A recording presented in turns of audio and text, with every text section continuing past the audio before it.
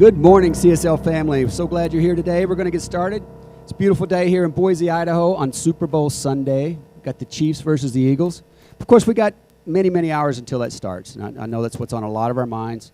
But right now we have David Moss and Carrie Witt joining us for special music today. So please give them a big hand. Thank you. Buddha loves the little children, all the children of the world. Red and yellow, black and white, they are precious in his sight. Buddha loves the little children of the world. Everything is beautiful in its own way, like a starry summer night, snow-covered winter's day. And everybody's beautiful in their own way. Under God's heaven, the world's gonna find a way. There is none so blind as he who will not see. We must not close our minds, we must let our thoughts be free. For every hour that passes by, the world gets a little bit colder. It's time to realize that the beauty lies in the eyes of the beholder. Everything is beautiful in its own way,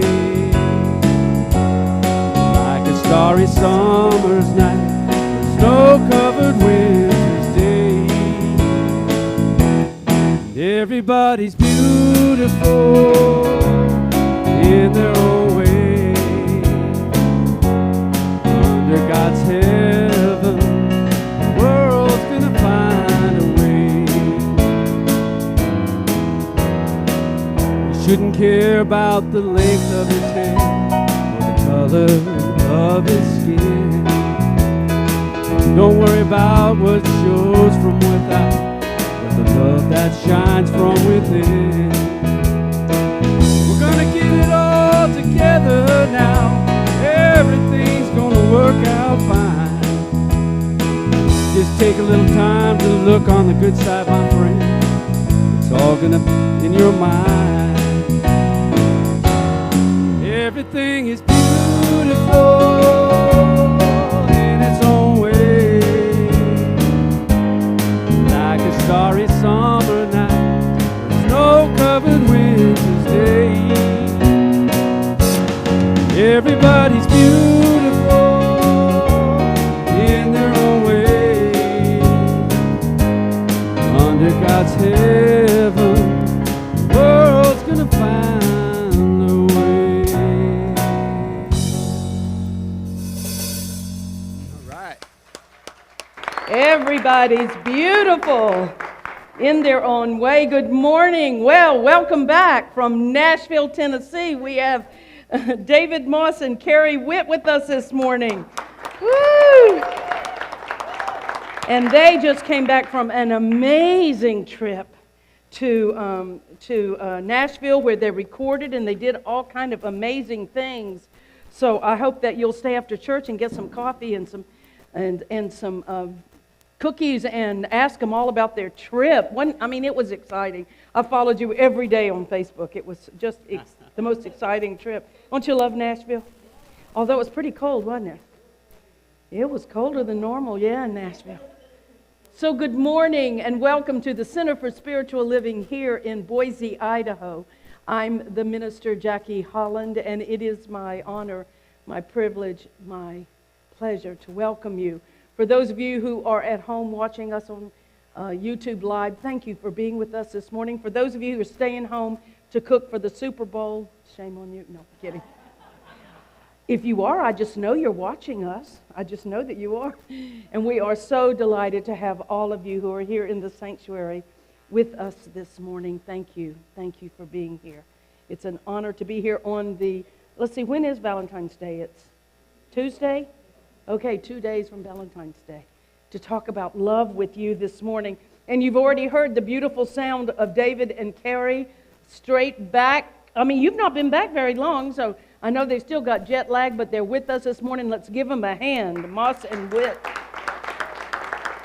And of course, backing them up on the drums is our beloved Phil Bowden. And on the bass guitar, Ted McClurg. And getting it all together musically for the Center for Spiritual Living for over 17 years since I've been here. And you were here, what, 9 years before me? Well, did you start with Reverend George, or did you come in? So George was here 9 years, so let's say you were there 5, I guess, with him. So yeah, 21 years, 7, 8, 9, 22 years you've been working for this church. Rex Miller, ladies and gentlemen, our musical director. Wow. Wow. You know, I love to tell the story, and I'll tell it because he's my Valentine's sweetheart. When I came to this church, it was the first week in January. I was just getting used to the cold and the snow, and he takes me to lunch, and he says, okay, well, I just need to tell you I'll be leaving. And I said, what? And he said, well, I'm going to take this opportunity to go ahead and leave. You know, he was working for 2 churches. Actually, you were doing the Seventh-day Adventist church. Yeah, he was doing the Seventh-day Adventist church on Saturday, and then he was doing our church on Sunday. So I said, so, Rex, would you just give me 3 months? Just give me 3 months. 22 years later, Rex Miller. Good job, Jackie. Good job. I can be persuasive, huh? No, that was all God. I'm just telling you. I love to tell that story, Rex, because I hope you know how much we appreciate and love you. Thank you, thank you, thank you, thank you. Jackie, and you've accomplished a lot here, Jackie, and we'll just add that to the list. Oh, well, let's add that. Yeah. Let's add that one. That's a good one, yeah. Yeah. Well, yeah, remember when we came, it was just a piano. Then we added some drums, right, and we added some guitar, and boy, did we have some people fussing at us about that, remember? Oh, one of them said, this is not a nightclub, you know. I said, but what if it were? Think about this. Hey, did you know, I really shouldn't proselytize for another church, but did you know that Dwayne down at the Cathedral of the Rockies, every once in a while on Sunday afternoon will have church in a beer place, in a brewery? Hey, man, if it gets you there, right? I love that. I love that idea. Why not let it be a nightclub? That's what I'm saying. Making us all sound good back on the soundboard, of course, is Mr. Rob Compton. Doing your camera work today, well, we have a trainee, and we also have the trainer, yes, Cheryl Houdon. And usher greeters this morning, Jane Torres and Judy McFarland. And before anybody asks me, because I know that you're very concerned about Harold Whitman, who had black surgery this week, that you normally see greeting you out there, Harold is coming home today at noon. So we know he watches us. So Harold, we're just loving you and just telling you to take it easy, buddy. As you know, he had some back surgery, some pretty serious back surgery. Hospitality setup this morning was J.J. Bullock, and cleanup is Margie Strong. Cookies brought to us by Holly Bostic, J.J. Bullock, and Kathy McLean. Cosmic cleaning crew this week was Mindy Wood. Children's church teacher is Pamela. Our E-Blast volunteer this week was Deborah Whitman. In the midst of everything with her husband, she also did our E-Blast. And I want to give a, what? Oh, and Margie Strong has made some cookies, yay. I also want to give a special shout out to Miss Bev Ballard and her able assistant, Beth Ambrose, who came and climbed up on a tall ladder in the ice and the cold and the rain and fixed our rain gutters. Thank you, thank you, thank you. Thank you. I say this every week, and I'll say it again. We are a church of volunteers, and we are in need of even more volunteers to assist us. So I invite you to speak to me or to any member of our Board of Trustees and talk about any of the many openings. We need people who know how to just push a button on a computer to help us on Sunday. No, I'm serious, to help us on Sunday morning. We want to get back to some more congregational singing and so forth, but I need somebody to run the computer to do that. We need people to help us in our youth church. We want to reopen so much of our youth church. We also are looking for someone who might want to assist in the bookstore. So, look, we've got lots of openings, lots of places to volunteer. Check your heart What do you want to do? What do you want to give? Come and give. That's all I'm saying. And in the meantime, thank you to all the volunteers of this church. Yes. So now let's just let the busyness of this church just fade away from us for a moment. Special thanks this morning to our practitioner, Loretta Knowles, who stepped in so that Deborah could be with Harold this afternoon. So grateful for the open-heartedness and consciousness of serving. So let's just let the busyness of this church float away. And let's take a moment to contemplate on this idea of love.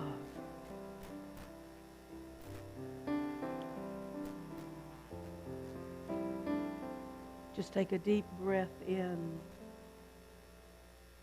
and release it and center yourself, balance yourself in the cosmic quality of spirit known as love.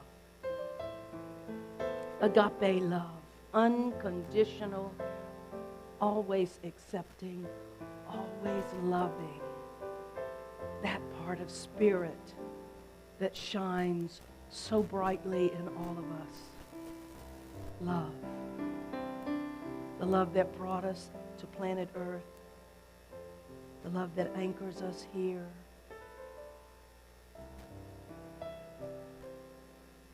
So grateful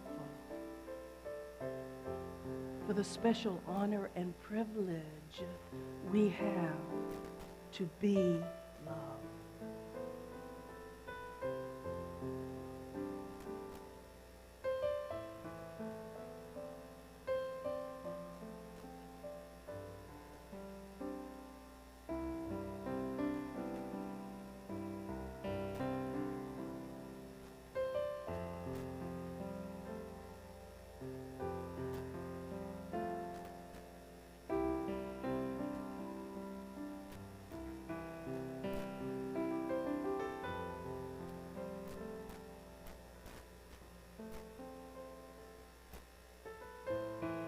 Another deep breath. We open our hearts, our minds, our spirits to receive the word as spoken through our practitioner of the day, Miss Loretta Knowles.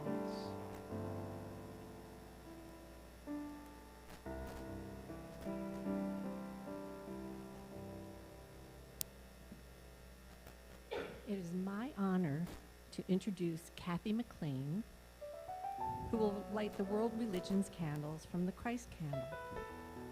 In religious science, we perform this ceremony to acknowledge that all people and all faiths come from one great universal presence, which we call spirit. In lighting these candles, we honor the one family of humanity made up of over 4,000 religions and spiritual traditions throughout the world.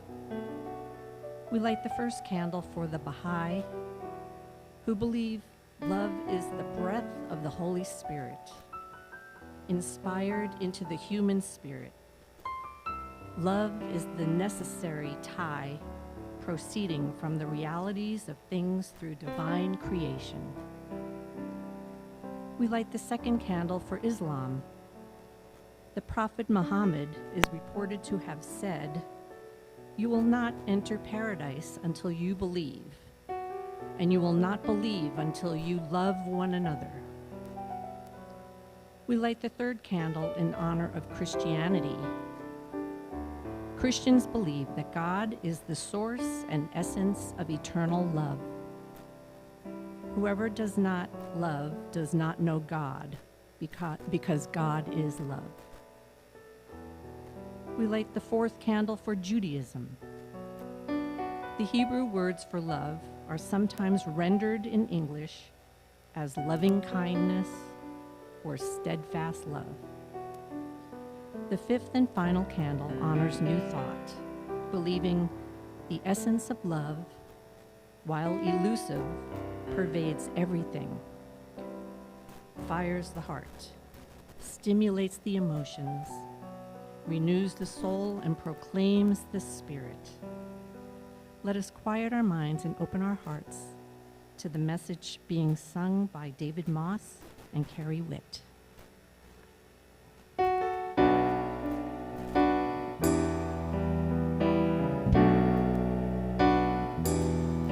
What the world needs now is love, sweet love.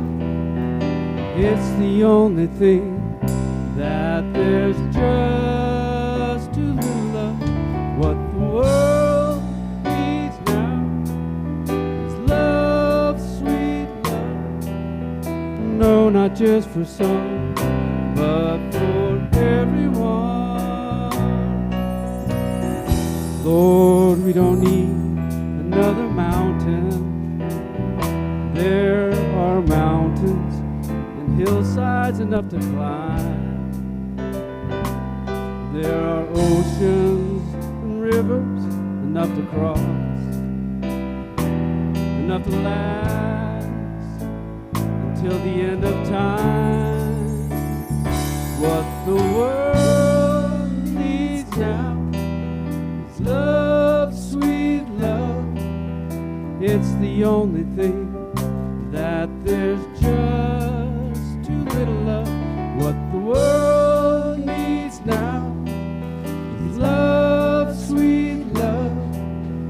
No, not just for some, but for everyone.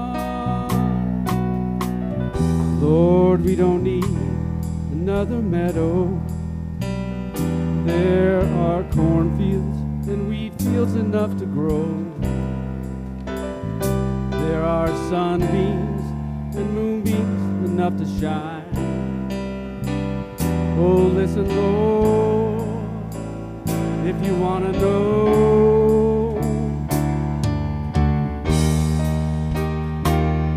what the world needs now is love, sweet love. It's the only thing that there's just too little of. What the world needs now is love, sweet love. No, not just for some, but for everyone.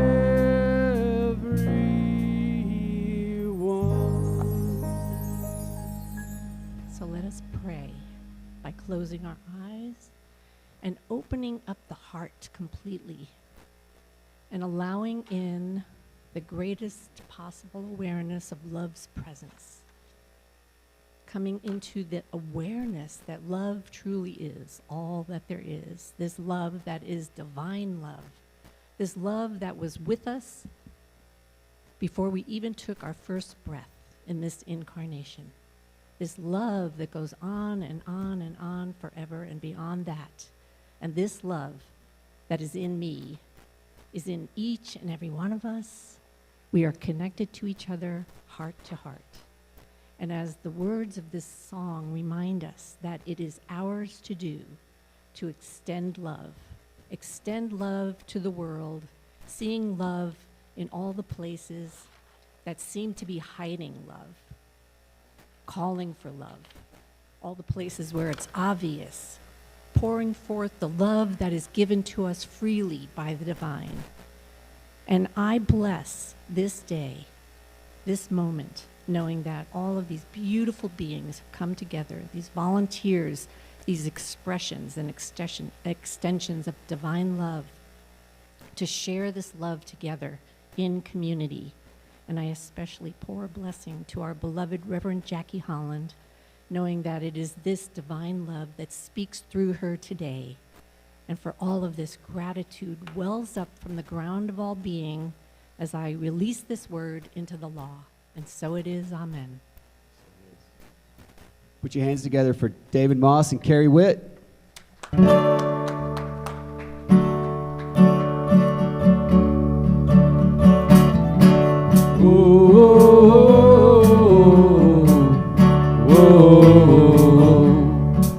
morning news is awful rude. It's screaming me like a woman on fire. Tragedies, the casualties, the dark harmony of a broken choir. I wouldn't have to fold my hands and pray for peace, God, if you'd grant this wish for me. Heaven, won't you send some magic dust, something to bring out the best in us, one that touches all the hate and turns it into love. Heaven, won't you send some magic dust? Thank you. Would you get...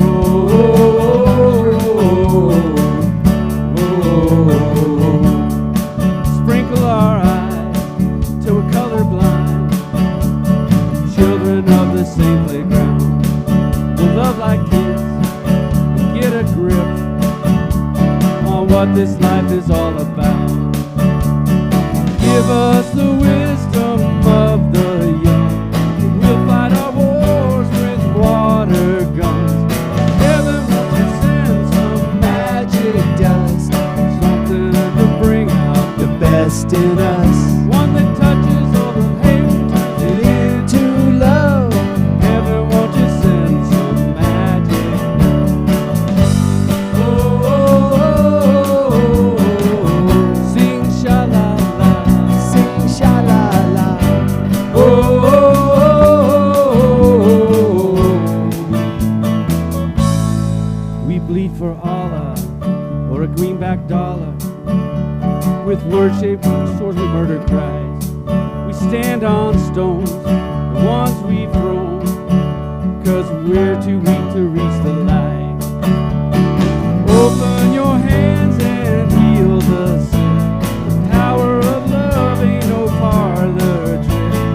Heaven, won't you send some magic dust, something to bring out the best in us, one that touches all the hate and turns it into love. Heaven, won't you send some magic? Heaven, won't you send some magic dust, something to bring out the best in us, one that touches all the hate and turns it into love. Heaven, won't you send some magic dust? Woo-hoo. Yes, yes, yes. Yes, yes, yes. Oh, don't we have a great music team, huh, guys? Wow. Amen. So this week I was reading a blog by an individual from Southern California that I know, Candace Jones, and I just have to share a part of her blog with you. She said, "I've been wanting to share a poem with you since early last week, but I never got around to posting it," she said. "Last night, I got the funniest reminder to do so. I was driving my 3-year-old home from school, and he said, 'Mommy, what do you want to be when you grow up?' I said without hesitation, 'I want to be more loving.' He said, 'That doesn't have a uniform.' He went on to tell me he was going to be a race car driver because he likes the outfit." Hilarious, I thought. After I stopped laughing, I realized how profound it was what he had said. So many of us respond with the type of job or success in the world when someone asks us a question like, "Where do you see yourself in 5 to 10 years?" We think of things that have a uniform, a professional dress code, or things that will make us appear to others as being more successful in the world. We talk about the material things we want to acquire, degrees we'd like to have, titles we want to add to our name, places we've been to visit, etc. So many of the things that don't matter. What if we all responded? What if we all responded? I want to be more loving. I want to see beauty in all things. What if we were to respond, I want to see the light in all situations. I want to be more peaceful. I want to forgive more. She wrote, wouldn't that be something? These are all things, she said, that you don't have to apply for. Get credentials in, go to school for years to achieve, spend thousands of dollars on, get a loan for, etc. These are things, she said, that you can do right now. I want to be more loving. I want to be more forgiving. I want to be more accepting. I want to be more joyful. Where do you want to be this time next year? What do you want to be this time next year? Tuesday is Valentine's Day, and women and men all over the world are starting to get filled with angst. What do I buy my beloved? What do I give my beloved? How can I show my beloved that I care about him? Will somebody send me chocolates or candy? In school, do you remember those silly shoe boxes you used to have to make and decorate them, and everybody would put a Valentine in? And silly things like be mine, kiss me, hold me, I love you, you're so sweet. Remember those candies? I think they still have them, don't they? All of this is designed to teach us the superficiality of love. I was thinking, what an amazing, amazing world that we live in, and how much there is to give love to. I was in a little bit of a funk yesterday, and I went on Facebook to see if any of you haven't seen this post, you really want to go look at it, about a little fluffy white dog that was rescued in Turkey. Was it Turkey or Syria? In Turkey, I believe. Watching these men bend over the rubble of this horrible situation with this little dog's nose poking out as they frantically dug to get that little dog out. And the little dog never whimpered or cried or tried to bite or did anything, as if he knew that he was being loved. He was being loved. He didn't lash out. He didn't try to protect himself, because he knew that he was being loved. I think that's a metaphor for all of us. When we know that we are loved, when we feel love, we don't lash out. We don't try to hurt. We don't try to do horrible things. We try to help. We try to return the love. And then I am reminded, on the other side of the coin, the little baby that was discovered, that was rescued. The little baby still attached to its mama's umbilical cord, if you saw that, in Syria. This little baby was rescued. Of course, the mama did not make it. And over 10,000 people within a few hours in the United States alone said, I want to adopt that baby. I'll give it a good home. And I, on the surface, thought, what a wonderful thing that was. And then I thought, but how many babies in our own country? If the same 10,000 people would reach out and say, I will adopt a child here in this country or anywhere, that same love that was pulled to that baby being saved from that rubble, these children's lives are rubbles too, I thought. And then I turned myself to realizing we live in such an incredible world that it's so beautiful. We have absolutely surrounded by good and beauty, the oceans, the beauty of Idaho. We live in an amazing place. The splendor and the wonder of the planets and the animals and everything that we have. We live in an amazing place, filled with infinite genius, with talent, with creativity, with inspiring pieces of art and music. We live in a country where at any moment we can reach out and touch any of these things. We live in an amazing, overwhelming, almost too much, modern conveniences. There's so much to see. There's so much to enjoy. There's so much to love. Yet despite all of this, isn't it sad that millions of people are still hurting? Feeling lonely, feeling disappointed, feeling unhappy. Isn't it sad that in spite of all of the blessings that we have, there are so many people who turn to drugs, to alcohol, to destructive habits to fill their emptiness? Isn't it sad that we put distance and walls between each other and even allow our differences in religion and sexual orientation and race and political affiliation and nationality, party affiliation, to be viewed as a threat? Isn't it sad to hear about intolerance and racism and violence? Isn't it a shame when we break each other's hearts through jealousy, anger, or revenge? Before her death, Princess Diana traveled the world performing charity work. After years of seeing people suffering in various and immeasurable ways, Princess Diana said, and I'm quoting her, I think the biggest disease the world suffers from this day and age is the disease of people feeling unloved. The disease of people feeling unloved. of people feeling alone and uncared for, of people feeling unappreciated and undervalued, she wrote. In our Science of Mind 1 class this week, it was an amazing class, and one of the questions that we were asking in our introductory time was, I don't recall what the question was, but several people who had the question answered the same thing. Feeling unworthy. It's another way of saying feeling unloved. Feeling unworthy. It's another way of saying feeling unloved. Isn't it interesting that Princess Diana did not write what people are suffering from in this world is hunger or poverty or health care or lack of education? No. What she saw in her travels around the world as she was the ambassador was people who felt unloved. As we enter into this Valentine's week, when we are concerned about chocolates and candy, we might want to be a little bit more concerned about how can I express love to someone in my life that is feeling unloved, perhaps. Someone who is going through something difficult, as many of you know. As many of you know, our beloved, as many of you know, I'm not going to go there yet. So many people feel unloved. So feel unloved. Not feeling loved, not feeling supported and acknowledged affects us in ways that we can't even imagine.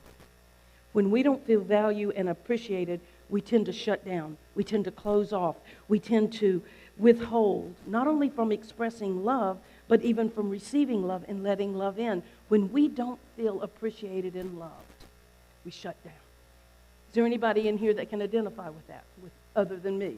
I'm sure all of us at some point have looked at their life and said, I wish I was loved more. I wish I could be more loving. Love is what everybody is seeking. We're all seeking it. Love is what we all want to experience because love is the most powerful force in the universe. Love is the most powerful force in the universe. Love is a synonym for so many other words. Acceptance is love. Understanding is love. Giving is love. Receiving is love. Jesus said, you will know my disciples by how they love one another. You will know, the master teacher said to us, you will know the people who believe in this teaching by the way they love one another. I want to say thank you to this church for how you showed up last week for our undocumented workers and how many of you signed the petition to allow them to have driver's license. I was so proud of this church and the way that you showed up. That is showing love. Unconditional love. Love provides a solid foundation from which we can cope with all the challenges of life. Do you remember the first time you fell in love? Okay, come on. Maybe, or do you remember every time you have fallen in love? Okay. Every time you fall in love. I'm talking about the beginnings now. I'm talking about the beginnings of love. You know when you fall in love, or the lust stage, or the whatever stage it is, I don't know. But do you remember that almost nothing could bother you? Almost nothing. You were so enamored that no matter what was going on, it didn't matter. Because you were filled with all those hormones and all those endorphins, is that what it is? What is it? Is it endorphins? Yes. That nothing could bother you. Because love provides a solid foundation from which we can cope with the challenges of life. There is a reason that people who are married live longer. Beside the good food that you eat together, there is a reason. It is because there is the exchange of love. And you can put up with other things. And I don't mean married people, I mean people in partnership is what I meant to say. Love gives us strength and comfort and self-confidence. Love is one of the greatest motivators on earth and one of the most supportive energies that we can have.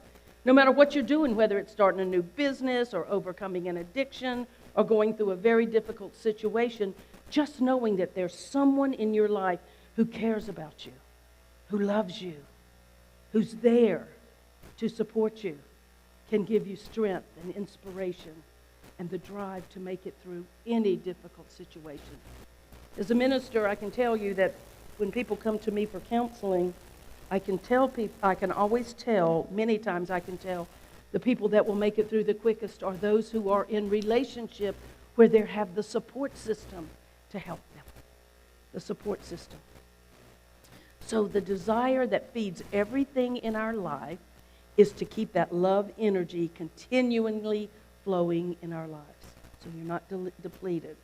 So you don't get angry and all of those things. But how, you ask me?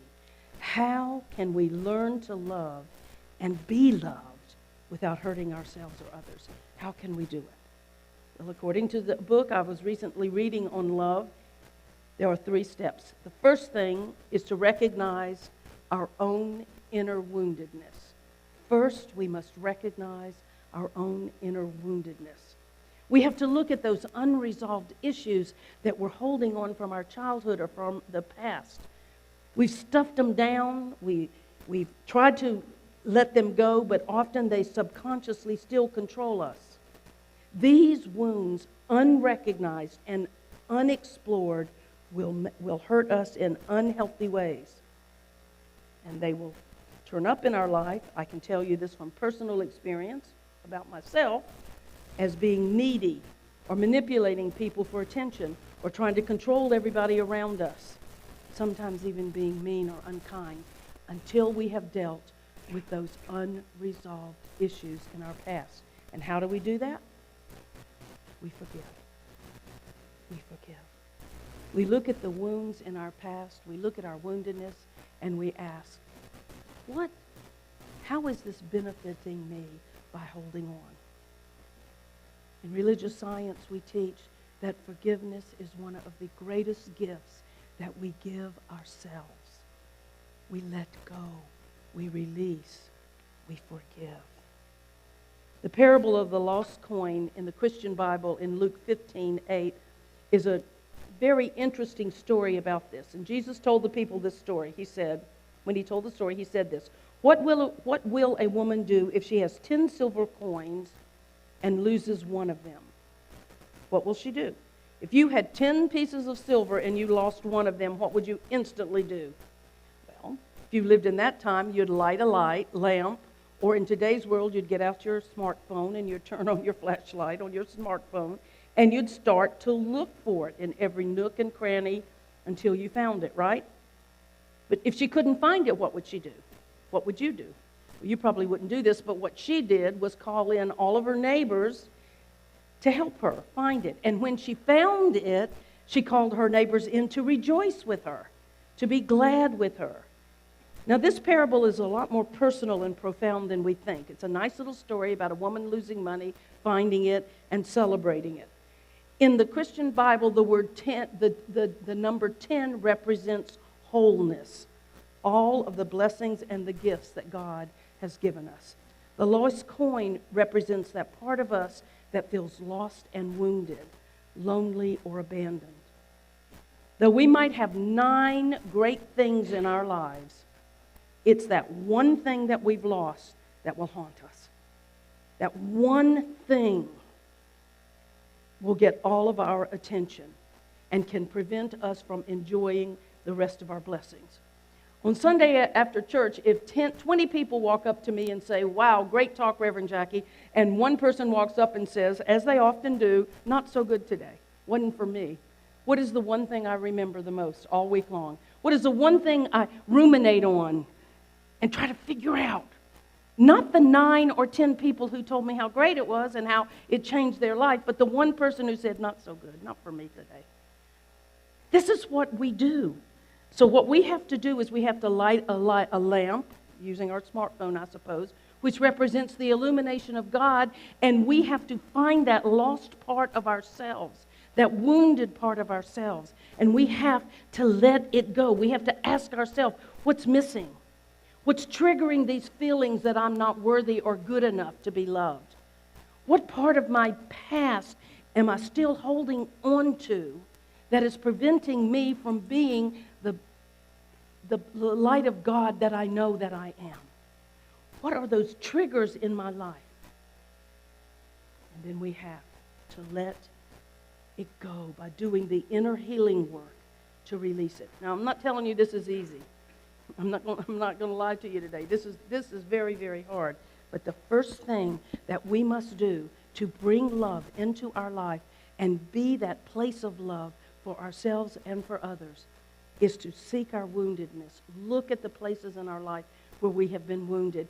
Receive the gift from them and let it go. Let it go. Let it go. There are practitioners in this church that can help you with that. There are people who will, like Loretta, who will pray with you and help you find the way, and Donna, who's here, and our other practitioners, through this path of letting go of the wounds of your past.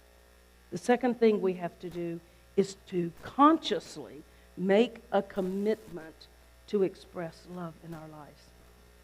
How many of you get 10 hugs a day? There's not a lot of hands, for those of you who can't see the congregation. There are not a lot of hands raised here. And that's because, truthfully, it is difficult, especially if you live alone or you've lived with somebody for over a certain amount of time. You don't consciously hug each other. But the reality is that we have to make a commitment, a conscious commitment, to express love in our lives. If we want to receive love, we have to express love. There's so much love in all of us. And we're put on this planet Earth to share that love. But we have to open our hearts and let it out. So the first step is to make a commitment. Now, some of you musicians, you're doing it through your music. You're making the commitment to send love out through your music. But the rest of us have to think consciously, what are some things that I can do to send love out into this world? Some of you send loving thoughts on Facebook. Some of you make phone calls. Some of you visit with people. Some of you stop at a coffee shop and smile at everybody you see. Right in this moment, I want you to think, if I had to make a list of the ways that I have expressed love today, and Reverend Jackie wanted me to show that list tomorrow to her, what are 10 ways or 20 ways that I showed love today? What are the things that I did to express love? Starting with yourself. What are some of the things we do to express love and appreciation to ourselves? When was the last time you thanked your body? You thanked your heart for beating, your lungs for breathing, your brain for working. When was the last time you gave love and appreciation to yourself because of something perhaps that you have done or thought? You're going to know what to do. You can't force this. I'm not talking about that artificial love where you say, okay, I'm going to go to Starbucks and the first 5 people I see, I'm going to say I love you to. That's not what I'm talking about. I'm asking, what are we doing to increase the vibration of love on planet Earth? Because if the billions of people who lived here, I'm saying if just half of the billions of people, or a quarter of the billions of people who lived here, consciously sent out vibration of love, we could change this world. We could change the vibration of this world. There's a story of a man who moved next door to a neighbor who had a mean, aggressive dog. The dog barked and barked and barked all night long, and every time the man walked by the house, the dog would rush at him at the fence, growling and barking, trying to get to him, trying to charge him. One day, the man made the decision to set the intention to express only love to the dog. He looked right at the dog and he said, "Dog, I'm going to love you, and I know one day you're going to love me back." And every day he would smile at this dog, and in the nicest voice he would muster, he would say, "Good morning, dog. It's so nice to see you. I hope you have a beautiful dog day."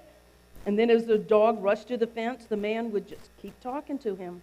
For some time, the dog continued to bark and charge at him, but the man stayed true to his intention to stand for love with this dog. He never yelled at the dog. He never complained to his neighbor. He never called the police. And over time, he wrote that the dog became less and less belligerent, less and less angry. And one day, the dog came up, wagging its tail, waiting to be petted on the head. If that works with a dog, I want you to think about what it could do with a human. Now, I've tried this. I read this story some years ago, and in my former house on Whippoorwill, I had a curmudgeonly neighbor named Frank. I know you never watch Frank, but if you are, yeah, you. And Frank let me know that the first day we moved in, Frank came over and he said, hi. He's an older gentleman, and he said, hi, I'm your neighbor. My name's Frank. I'm a curmudgeon, and I don't talk to my neighbors. And I don't have anything to do with my neighbors. Goodbye. And he walked away. This is a true story. Right next door to me. I turned to my husband and I said, watch this. And for 16 years, I sent that man love. I sent that man attention. I would see him on the street and I would say, hey, Frank.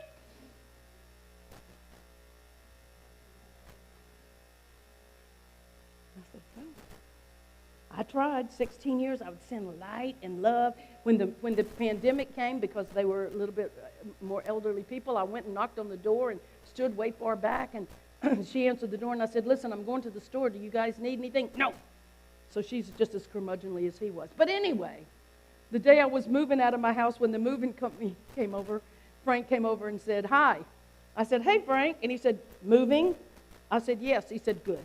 Okay, here's the thing. Here's the thing. This is a true story. Here's the thing. Just because it didn't work with Frank doesn't mean it's not going to work with everybody else. And by the way, it did work with Frank because Frank would smile. I would see him I'd say, hey, Frank, and he'd go, kind of smile and turn away. At least, it took 16 years to get a smile out of him. The point I'm making is you don't have to use Frank as an expression, as an example, but I was never going to give up on Frank, and by the way, I'm still not. I've decided I'm going to go knock on his door with some banana bread and say, miss me? I don't know.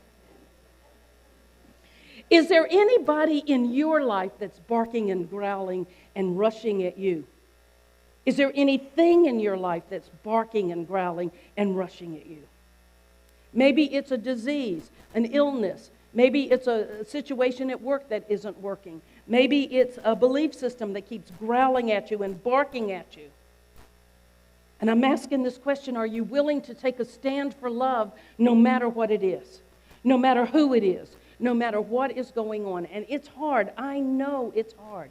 But are you willing to be the embodiment of love and to say, I love you, I'm opening a channel of love for you, I'm not going to entertain any other idea but loving you?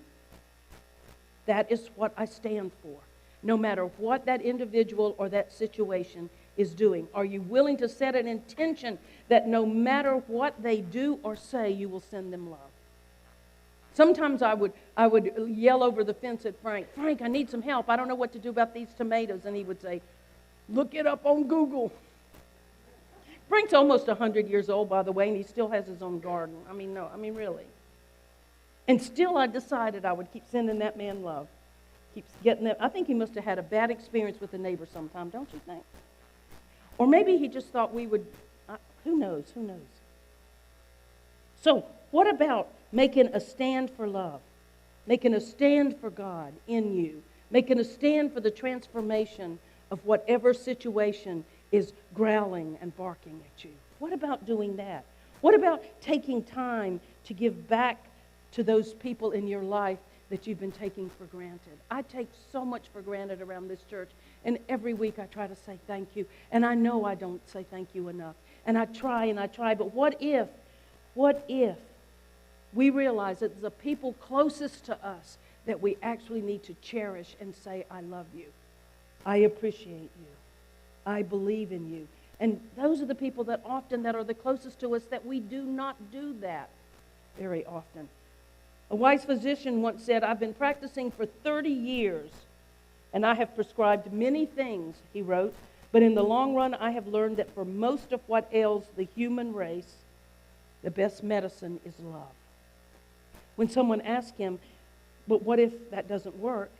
He responded, then double the dose. Love. Love. If something isn't working in your life, double the dose. Give more love to it. And watch it dissolve in the light of love. And the third step to receiving and giving more love in your life is no surprise to any of you. We say it all the time. You have to learn to love and accept yourselves. In order to share the gifts that we have to love ourselves. We have to love and appreciate the gifts that we have in order to give them to the world. We can be harsh on ourselves. This lack of love disconnects us from God, disconnects us from the very source of life itself. This disrespect where we don't love ourselves is an insult to the divine Creator that created us in her image and likeness and created us out of His love. It is an insult when we look outside ourselves for love, but nothing on the outside can fill us up on the inside until we learn to love ourselves. This is an ongoing project. I'd love to stand up here. I'd like to stand up here and say, oh, I love myself. When I first came into religious science, there was a song that was, I love myself the way I am. There's nothing I need to change. I'm beautiful and wonderful.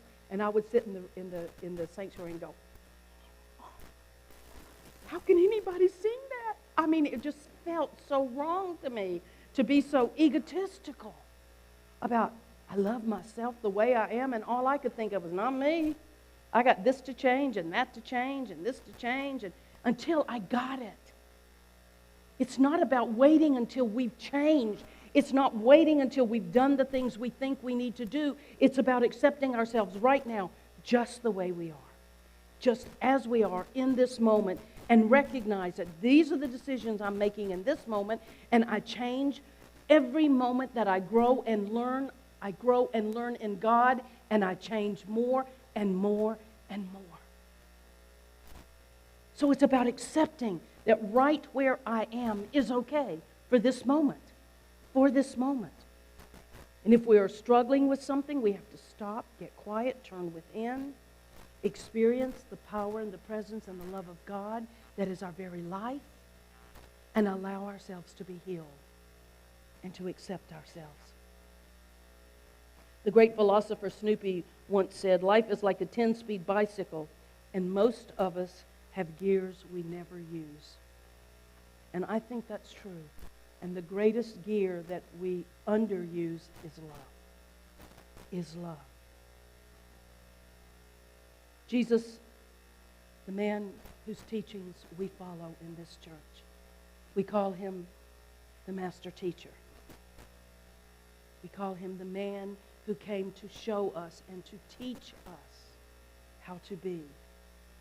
Jesus said, a new command I give you.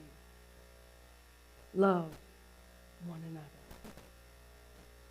A new command I come to give you. Love one another. As I have loved you, he said, so you must love one another. The simplest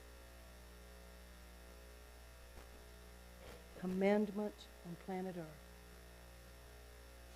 The simplest direction on planet Earth. The simplest plan to wholeness. Love one another. Love one another. Let's just take a moment and turn with me and listen to the words of Dr. Howard Thurman. He wrote, I want to be more loving. I want to be more loving in my heart. I want to be more loving. Often there are good and sufficient reasons for exercising what seems a clean, direct resentment. Again and again, I find it hard to hold in cheek the sharp retort, the biting comeback when it seems that someone has done violence to my self-respect and decent regard.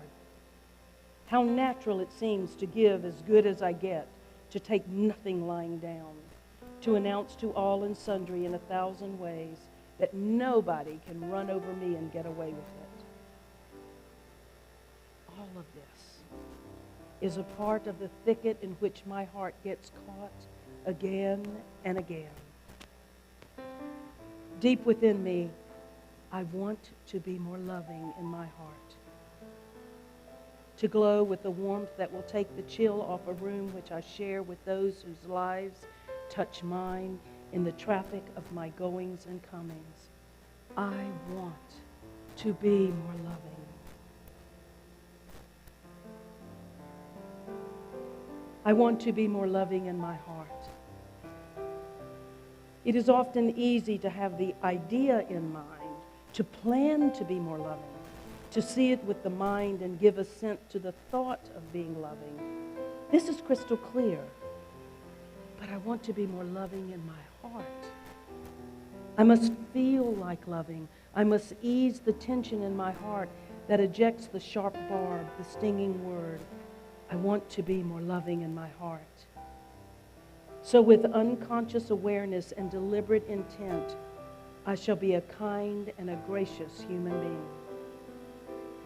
Thus those who walk the path with me may find it easier to be loving, to be gracious because of the love of God, which is increasingly expressed in my living. I want to be more loving in my heart.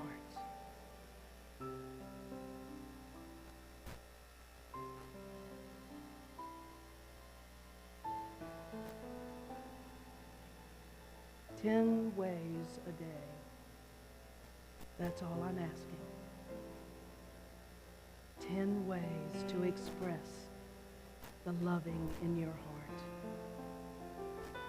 Take a breath, please. And this morning, as we are inviting Loretta to join us for prayer, it is with the deepest sadness that I announce the passing of our longest-term member of our church, Rosalie Miedema. Many of you know Rosalie. Rosalie's son is the man, Bob, is the man who often replaces Phil when he's not here. And Rosalie always sits right there where Francis is sitting today. She was 93 years old, and when people hear that, they go, "Oh, well, long life." But no, not long enough. Not long enough for Rosalie. Right. She was the feistiest, most courageous, most direct, brutally, cuttingly honest person I've ever had in my life. And I loved her for it. And I appreciated it so very much. We'll keep you posted about a service for Rosalie, which her family is just pulling some of that together right now. But I ask that you hold Bob and Rosalie's other 2 sons in your prayers as well, and her beloved niece, and all of the people who loved her in this church. The sadness that you're feeling from me is the passing of the old guard. There have been Sundays when I've looked out on this church and have been so happy to see the original people from 17 years ago that started this church. Well, not started because it's 65 years old, but that really started with Reverend George when we became a religious science church. And with Rosalie, it is the passing of the guard. And now she passes the torch on to you, all of you, the next generation and the next generation and the next generation.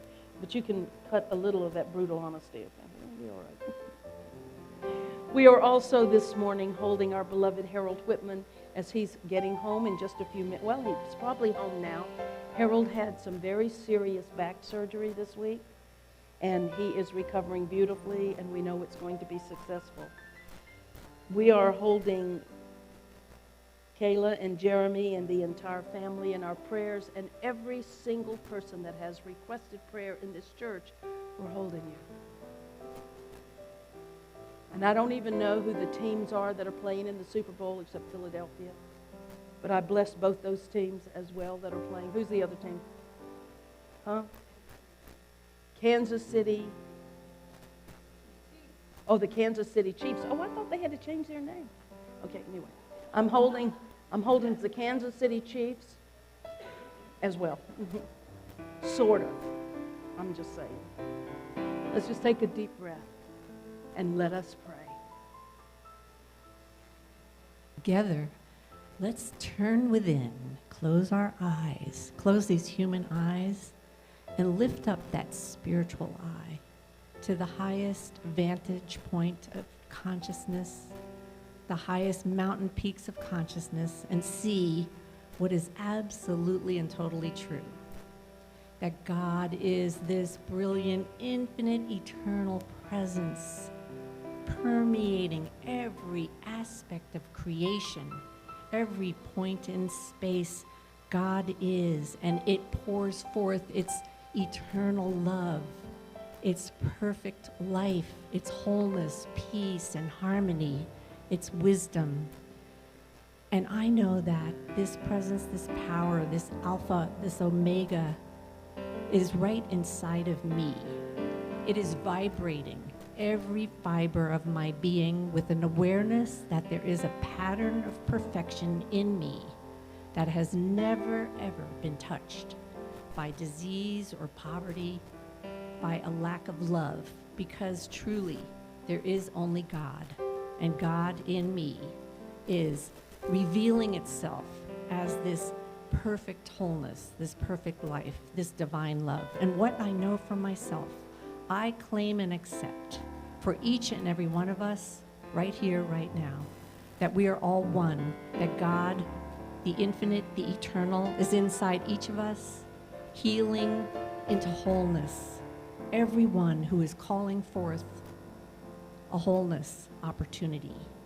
It is the one who is providing us with infinite abundance, pouring forth more and more of its good to all of us right now. It is the one who is gathering all of us together in that divine love, that we are all waves in the ocean of the infinite divine love, connected to each other forever. And it is ours to do, to love from the deepest place within, to see, to penetrate through all of the illusions of the world and see love and know love. And for all of this, gratitude is welling up from the ground of all being as I release this word into the law of mind with a complete faith of God, trusting and knowing it is done, and so it is. Amen. Amen, amen, amen, amen. Thank you, thank you. Please turn to someone and let them know how glad you are that they have joined us today in the sanctuary. And if you are visiting with us for the first time, do we have an announcement about His Holiness Sri Sri?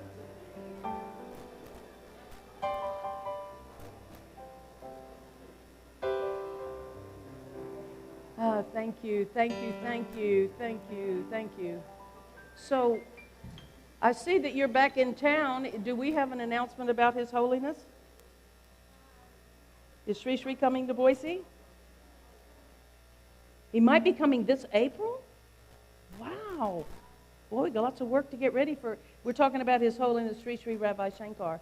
Every time I see you, I realize you're coming. She's the pre-planner. She goes into the towns where he's going to be. I have a couple of announcements to make, which first of all, our annual meeting will be on March 19th. That's immediately after service. There will be a light luncheon served, and then we will have our annual meeting, our annual town hall meeting. There's lots of things to talk to the membership about. If you are not a member of the church and you're interested in being a member so that you can vote at that meeting, you may fill out a membership application form, which is located on the table in the lobby under that painting, and we'll get back to you. And you do have time to become a member in order to vote. There is a time limit on that. I think it's 6 weeks before the meeting. Also, everyone is invited to that meeting, whether you're a member or not. I mean, this is your church. This is your church, congregants.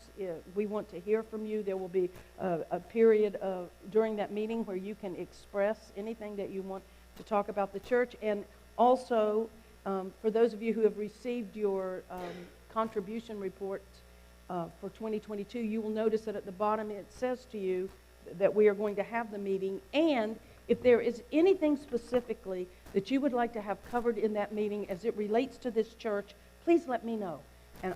And I and the board will investigate, and we'll get back to you, and we'll cover whatever it is you want to have covered at that annual meeting. Also, this February 23rd, not this Thursday, but the following Thursday, February 23rd, we're having the Interfaith Council here, the Interfaith group, speakers from 7 or 8 different in other religions will be here that Thursday night beginning at 7 o'clock to talk about what their religion teaches about love. I've been so honored to have been asked to speak, and I'm delighted by that. But also, you will be hearing from Baha'i. You'll be hearing from the Muslims. You will be hearing from the Catholics and from the Christians and many of the different faiths around. It's a fascinating thing to listen to what all the different faiths teach about the same subject. And in these times, it is when we realize that we are all connected by a golden thread together. Love. So this is going to be a wonderful evening. We invite you to come February 23rd. That's 2 Thursdays. Not this one, but the following one at 7 o'clock. It starts promptly at 7, so this church, don't be late. So those are the announcements about that. And also reminding you that immediately after service, we have prayer in the prayer room, which is at the end of the West Hallway. Loretta will be there, our practitioner of love, we like to call her. So this is a perfect holiday for you, is it not, Loretta? Loretta will be available to pray with you. For those of you who are online, please send your prayers to prayers@cslboise.org. prayers@cslboise.org. For those of you who are here, there is a prayer request in the seat in front of you. Please complete this prayer request and put it in the offering basket or in the prayer chest that's in the lobby. And the practitioners will begin to pray for you this afternoon, and will pray for 30 days or more. I'd like to also add that it's not just about the negative things in your life that we're asking you to receive prayer, because we know that where our attention goes in this faith, it magnifies the situation. So if something wonderful is happening in your life, I invite you to receive prayer for greater and greater expression of that. And our practitioners love to pray for the positive as well as the challenges that are going on in your life. And if you are visiting with us today for the first time, or you're a regular, but you wonder why you're not getting the e-blast, which comes out every week on Thursday nights, it's because we don't have your correct email address. Or perhaps you need to unblock us, maybe, I don't know. But please fill out a connection card, a welcome connection card, especially if you're visiting with us today. We only use this to send out information about the church. For those of you who have not received your 2022 contribution reports, please see me immediately after service, and we'll make sure that happens for you this week. Yes? Thank you, thank you, thank you. This is our conscious giving time, the time when we give back to Spirit that which Spirit has so generously given to us. We're so grateful to be able to participate in the law of circulation.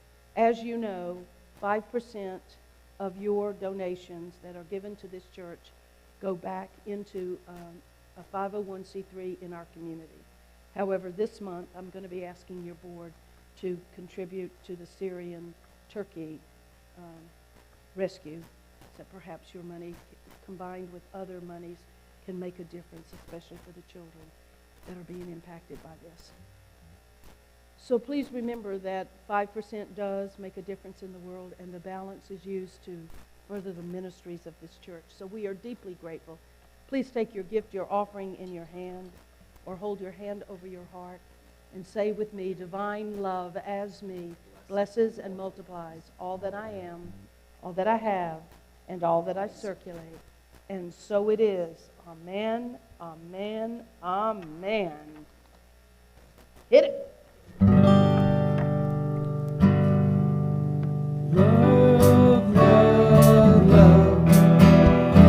Love, love, love. Love, love, love.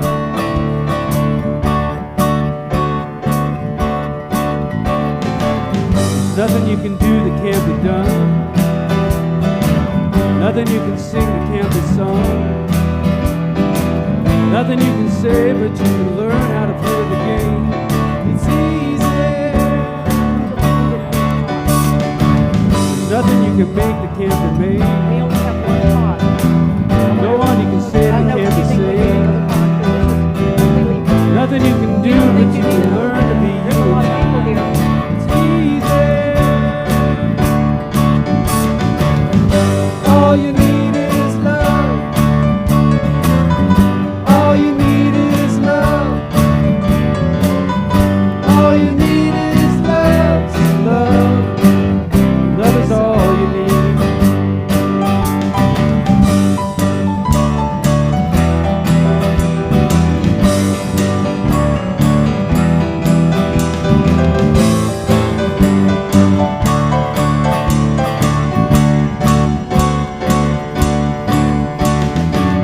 Nothing you can know that isn't known.